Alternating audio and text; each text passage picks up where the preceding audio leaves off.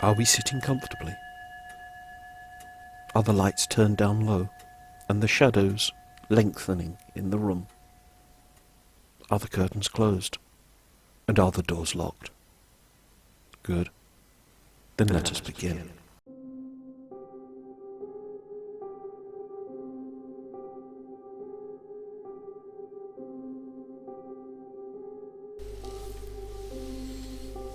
And so, having discussed the Grey Lady, the Highwayman, the Coach and Four, and the other ghosts at Oxney Bottom, we arrive at the final part of this trio of videos, which details my experiences there.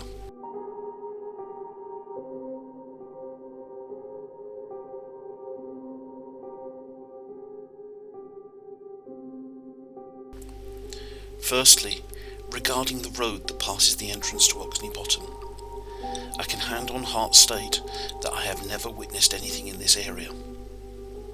But there is an atmosphere at the place.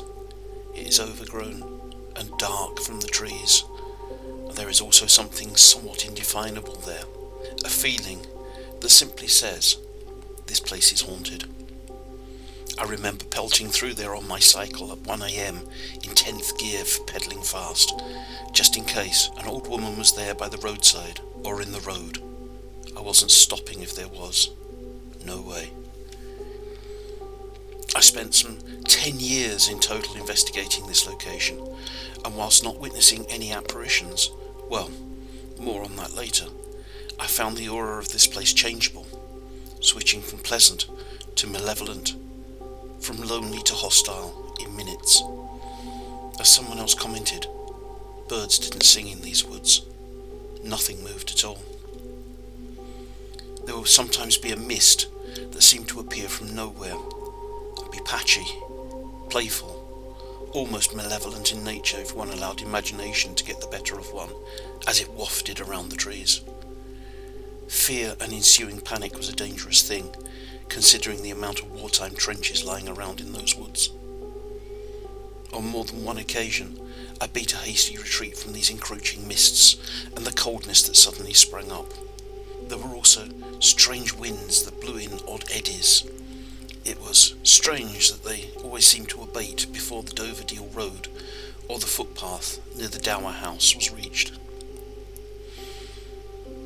On one or two occasions there had been a decidedly hostile presence in and around the chapel area, which coincided with a playful aspect of things going missing, of images seen with the corner of the eye, and so on. It was certainly not a recommended place to go on one's own. On more than one occasion, while in this area, there was the sounds of someone walking around, following us at a few yards distance, either behind or parallel with us. Nobody was there, apart from my friend and myself, of course. We usually put it down to peculiar echoes of our own footsteps. The place was creepy enough, thank you very much, without dwelling on the thought that someone unseen was following us around. Actually, every time we were in there amongst the trees, at the chapel, there was the distinct feeling of being watched, and it wasn't a pleasant feeling of being watched either. The most intense place for this was not actually the chapel itself, nor the ruined house, but the area of overgrown woodland between the house and the chapel. This is what I can only describe as a strange malevolence that seemed to build in intensity. Even in the full sun of a summer afternoon, it would start small, a feeling that someone was around, then would slowly intensify to someone was watching, and it would grow stronger until it became overwhelming, and the area would grow cold as well. On one occasion in fine weather, we beat a hasty retreat because it had become so cold, so nasty feeling, that we felt threatened. As soon as we reached the Dower House on the edge of the woods, the mood had lightened, and the day felt warm again. The mansion itself was incredibly atmospheric at times, and dangerous to wander around with unsafe flooring and sudden drops into the cellars.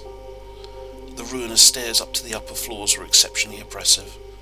There was a playful sort of scariness associated here, something that wanted to jump out of the ruins and say, "Boo." There was always the scurryings of rodents and pigeons flapping in the house to contend with on our investigations, and many guests, "Oh, next time you go I would love to come with you," ruined an enjoyable evening by insisting that this isn't such a good idea, and could we escort them out of there as quickly as possible. We stopped taking people with us in the end. We never ventured to this part during the late evening, more for the dual risk of an accident amongst the ruins, and tramps, vandals and druggies who would frequent them from time to time. Once, and only once, I thought I saw a misty figure hanging in a tree, swinging slowly from one side to the other. This was in the area between the house and the chapel. As I mentioned earlier, this area was the focus for much of the feelings of being watched and the strange coldness. This is my one and only claim to an apparition in Oxney Bottom in all the years of investigating there. It actually shook me up quite badly at the time. After seeing the figure we had that conversation. I thought I just saw something. Where? Over there in the tree. Can't see anything. Oh good, just my imagination then. It was better to believe that until we got out of there anyway.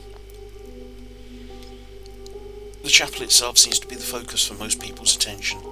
Yes, it's very ruinous and atmospheric amongst all the ivy with ruined gravestones there. Hammer films have much to answer for in this respect.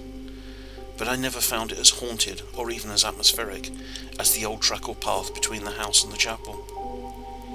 It does make a convenient landmark though in a confusing landscape, and it did have its moments as well. On one occasion, when we were inside the chapel drinking coffee, which is of course essential investigator supplies number one, we looked sharply at each other as we heard whispers from the other side of the flint wall.